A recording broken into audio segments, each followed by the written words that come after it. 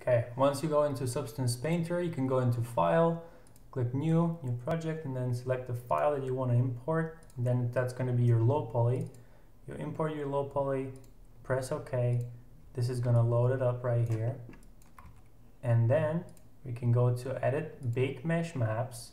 Here on High Definition Meshes, you're going to click on this little icon right here. Select your high poly. Let's say we want to choose 1000 pixels per 1000, dilation, and the other stuff I don't really mess about with. Normally it works fine. Once you bake your meshes, that's going to include all the different channels, and this is amazing because the moment that they get baked, they are already set up and connected right here.